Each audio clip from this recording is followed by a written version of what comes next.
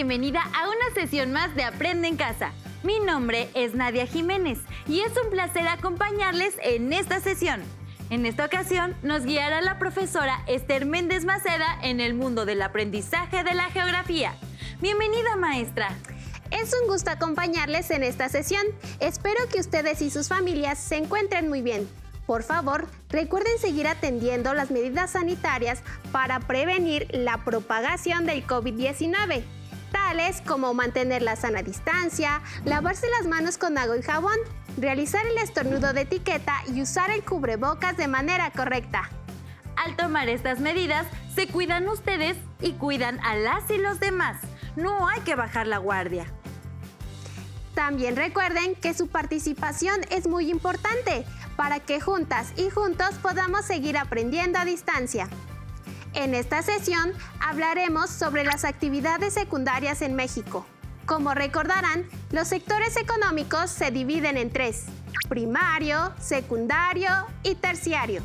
El día de hoy haremos énfasis en el sector secundario, que como vieron en primaria, incluye las actividades que se encargan de la transformación de las materias primas en nuevos productos.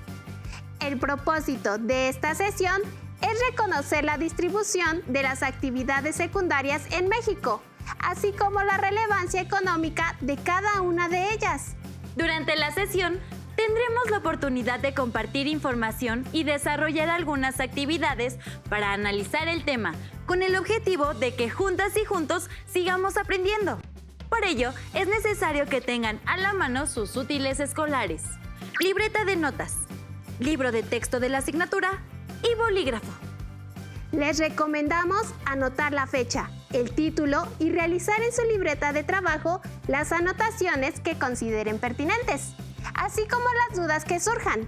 Estas las pueden resolver al revisar su libro de texto o con el apoyo de sus maestras y maestros. ¿Ya tienen todo listo? ¡Excelente! ¡Comencemos! Nadia, ¿alguna vez te has preguntado cómo es el proceso de elaboración de los productos que usamos de manera regular? Por ejemplo, ¿el celular? No, maestra. Nunca me había hecho esa pregunta, pero me imagino que el proceso de elaboración de un celular debe ser complejo, pues tiene varias piezas que se tienen que armar. Así es, Nadia. El proceso de producción de celulares es complejo, ya que implica la extracción de minerales de la superficie terrestre a través de la minería, lo mismo que requiere de una transformación por parte de la industria. Ambas actividades económicas son secundarias. Las actividades económicas secundarias son tres: la minería, la industria y la producción de energía. Estas actividades se encargan de transformar las materias primas en nuevos productos industrializados. ¿Qué te parece si hablamos de ellas, Nadia? ¡Claro que sí, maestra! Pondremos énfasis en lo que pasa en México con estas actividades.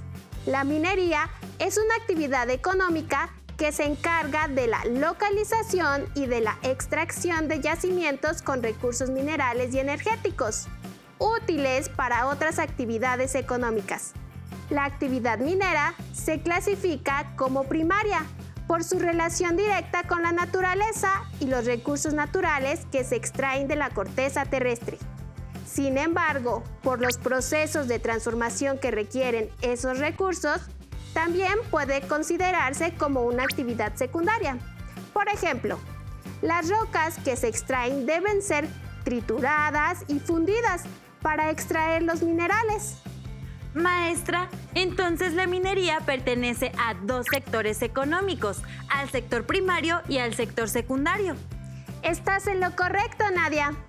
Maestra, yo recuerdo que cuando iba a la escuela nos dijeron que los minerales son un recurso no renovable, es decir, que se van agotando. ¿Esto es correcto? Así es. Los minerales se consideran no renovables porque para formarse tuvieron que pasar miles y millones de años. En México, la minería es importante, ya que desde el siglo XVI favoreció el surgimiento de asentamientos humanos que se convirtieron en ciudades de tradición minera. Tal es el caso de Taxco, que es muy conocido por su producción de plata.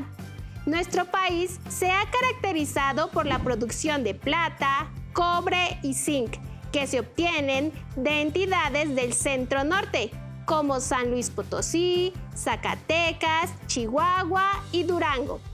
Los principales centros mineros se distribuyen en las entidades que se localizan en la Sierra Madre Oriental y Occidental, porque los fenómenos geológicos ocurridos en estas áreas favorecieron la formación de minerales metálicos y no metálicos. Es muy interesante la información que nos proporciona, maestra. Sin duda alguna, México es un país rico en todos sus aspectos, desde su riqueza natural hasta la mineral. Así es, Nadia. En cuanto a la producción de energía, esta es utilizada para iluminar los hogares, escuelas, oficinas, vialidades, comunidades y ciudades enteras, así como para el funcionamiento de las máquinas de las industrias. Las fuentes de energía se aprovechan para el crecimiento económico de las naciones y para el mejoramiento de la calidad de vida de millones de personas en México y en el mundo. Las fuentes de energía pueden ser renovables y no renovables. Ejemplos de fuentes de energías no renovables son los combustibles fósiles, también conocidos como hidrocarburos, como el petróleo y el gas natural. Maestra, ¿y cuál de los hidrocarburos es el más importante? Muy bien, todos los hidrocarburos son importantes, pero en la actualidad el petróleo destaca porque de él se obtienen gran cantidad de derivados, como la gasolina, el diésel, la turbocina y el gas licuado del petróleo o gas LP. Además, el petróleo es la base para la industria de los plásticos, pinturas, solventes, asfalto y gran cantidad de productos que se utilizan en la confección de ropa, calzado, insecticidas, entre muchos otros más. ¿Qué te parece, Nadia?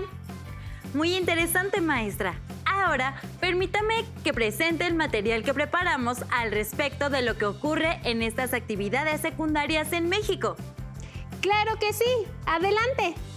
México es un país con una gran riqueza minera. En el estado de Coahuila se lleva a cabo la actividad minera con la producción de carbón más importante por su volumen. Igualmente podemos encontrar este recurso en Chihuahua, Sonora y Oaxaca. En cuanto al petróleo, los principales yacimientos se ubican en el Golfo de México y en los estados de Campeche, Tabasco, Veracruz y Tamaulipas.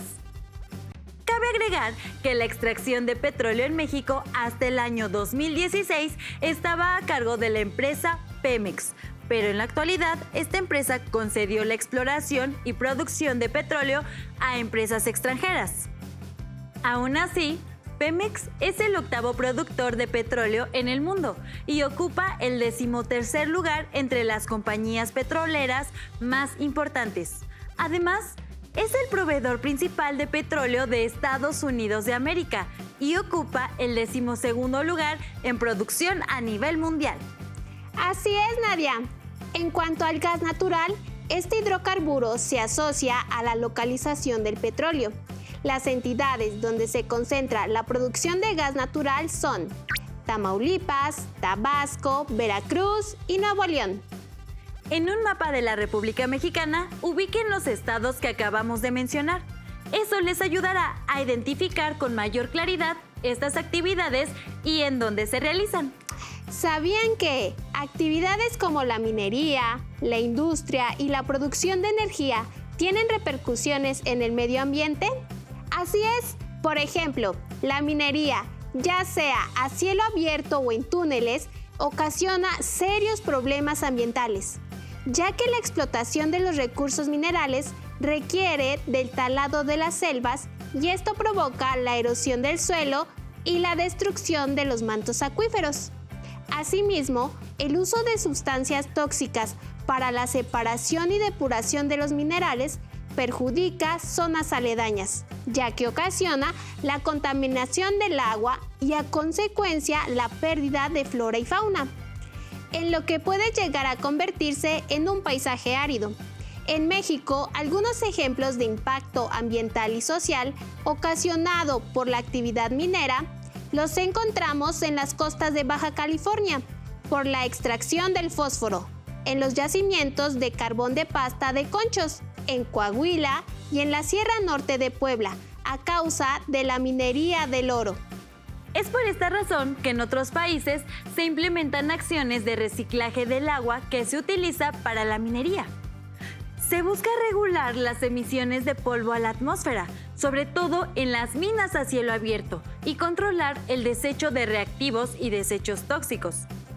También se considera importante disminuir la deforestación y controlar las emisiones de dióxido de carbono, tanto en las minas como en las industrias asociadas a ellas. Así es, Nadia. Existen muchos mecanismos de regulación de la actividad minera.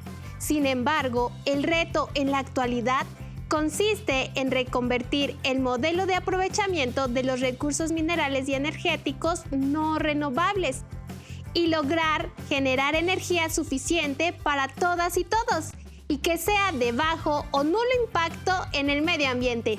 ¡Efectivamente! Para evitar la contaminación del aire, agua y suelo, se están usando fuentes de energía renovables o limpias, pues sus emisiones de dióxido de carbono a la atmósfera son escasas o nulas, debido a que se basan en la fuerza del viento, de las olas, de las mareas, de los ríos y de la luz del sol. ¡Claro que sí! Todas estas fuentes de energía se aprovechan para la producción de electricidad. También se produce energía por medio de la biomasa, esto es, a partir de la utilización de residuos orgánicos vegetales y animales, que, además de electricidad, generan gas butano que se utiliza como combustible en varios tipos de maquinaria industrial. Así es, maestra. Afortunadamente se están tomando diversas acciones para disminuir el impacto que estas actividades tienen en el medio ambiente. Exactamente. Ahora pasemos a las actividades industriales. La mayoría de los productos y mercancías que adquirimos en tiendas, centros comerciales o mercados, como alimentos, aparatos electrónicos, ropa y calzado, entre muchos otros, han sido elaborados mediante un proceso industrial, en el cual los productos del sector primario se transforman en bienes de consumo. Recordemos que las industrias se pueden clasificar en industria pesada e industria ligera. Maestra, pero ¿cuál es la diferencia fundamental entre estos dos tipos de industrias? La diferencia entre estas dos industrias está en el tipo de productos que se elaboran y el tipo de infraestructura destinada a la producción. Por ejemplo, la industria pesada ocupa maquinaria de gran calado y magnitud para extraer o mover toneladas de roca o producir metros cuadrados de láminas de acero en masa. Por otro lado, la industria ligera requiere maquinaria de menor tamaño para producir bienes de consumo, como alimentos, ropa o celulares. Entonces podríamos decir que la industria pesada se encarga de elaborar los materiales para la construcción, así como vehículos y sistema de transporte, mientras que la ligera elabora los bienes que consumimos de manera cotidiana. Eso es correcto. Ahora, para que una industria se pueda ubicar en algún punto, influyen varios factores. Terrenos sin elevaciones ni depresiones pronunciadas y libres de inundaciones. Cercanía a los recursos naturales y materias primas. Infraestructura de transporte y comunicaciones que facilite la llegada de materias primas y el traslado de los productos elaborados al mercado. Cercanía de otras industrias que proveen determinados insumos. Cercanía del mercado consumidor. Cercanía de los puertos. Si una industria usa insumos importados que llegan desde otras regiones por vía marítima o exportan sus productos al exterior, prefiere instalarse cerca de un puerto. Además de factores políticos o administrativos, mediante leyes, reglamentaciones o decretos, los países favorecen la creación de zonas industriales.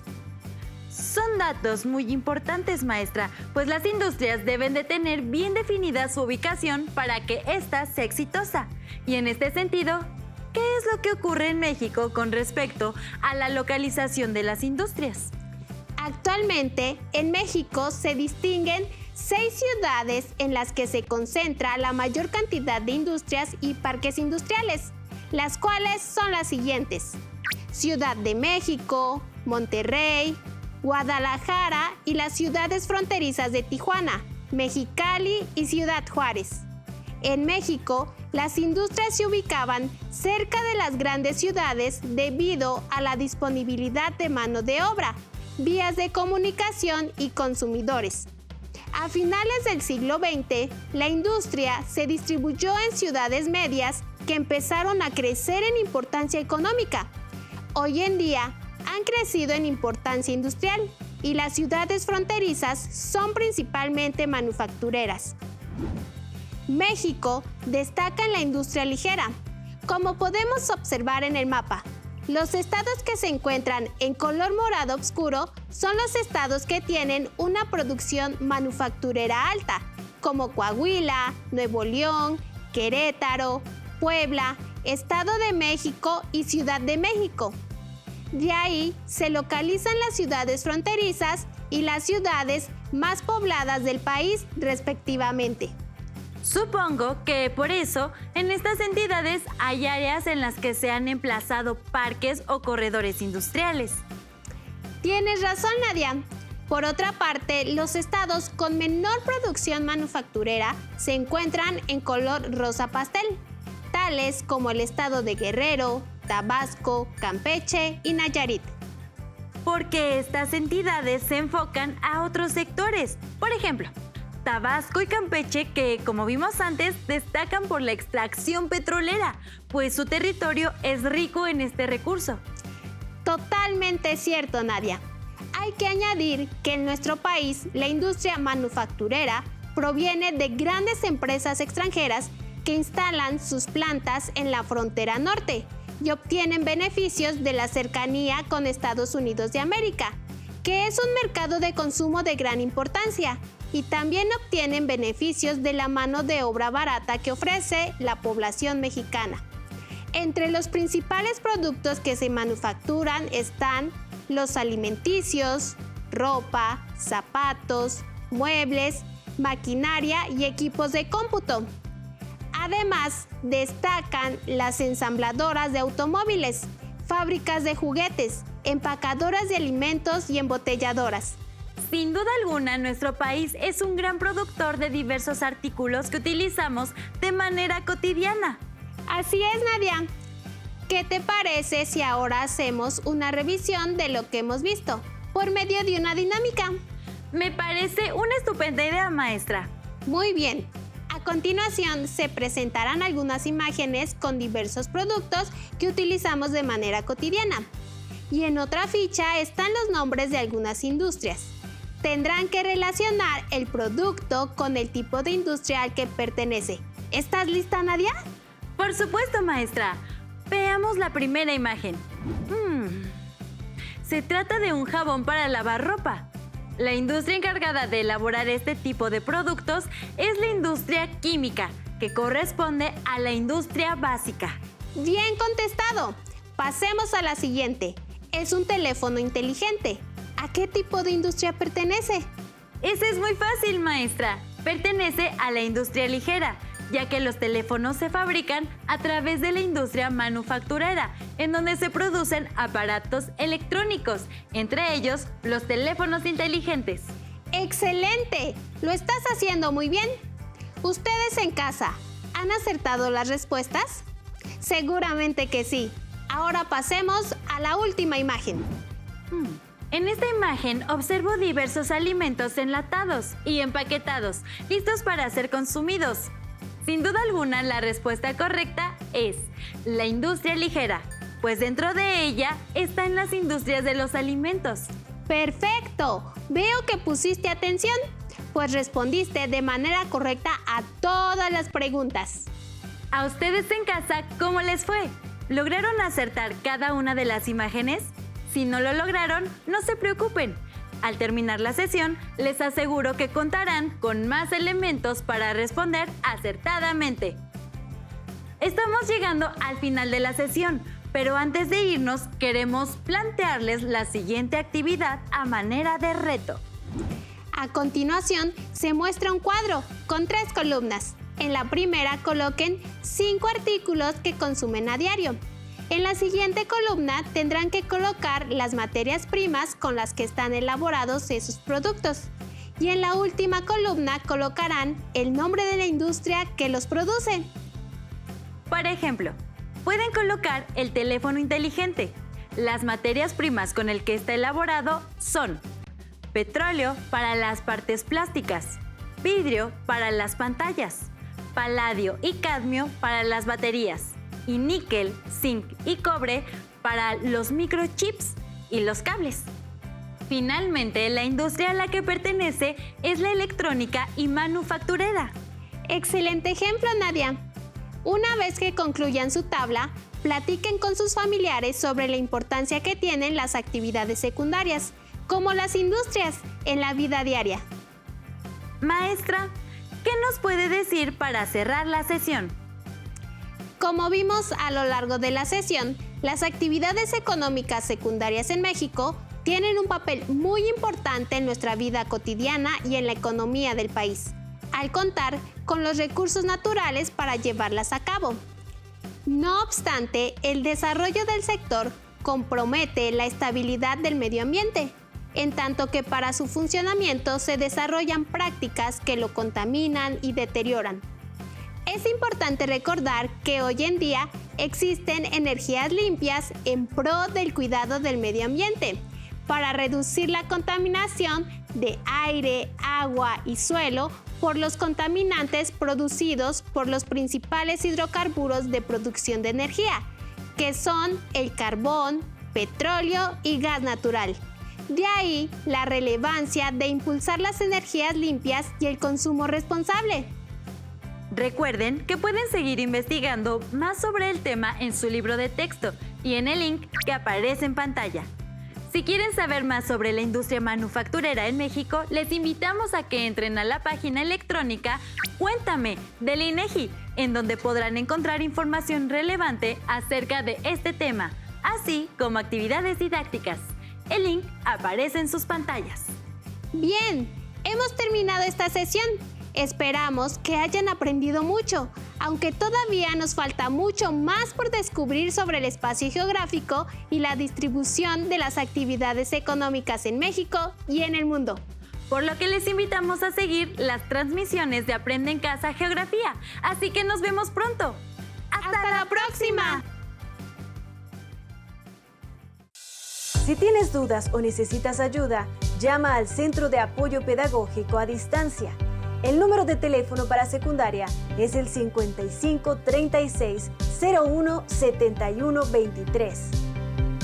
Si requieres consultar los libros de texto en versión digital, recuerda que los puedes encontrar en la página conalitec.cep.gov.mx. Y recuerda que también cuentas con el sitio aprendeencasa.cep.gov.mx, en donde podrás ver nuevamente los videos de los programas y además encontrarás actividades para fortalecer tus aprendizajes. También te invitamos a que consultes la plataforma nuevaescuelamexicana.cep.gov.mx.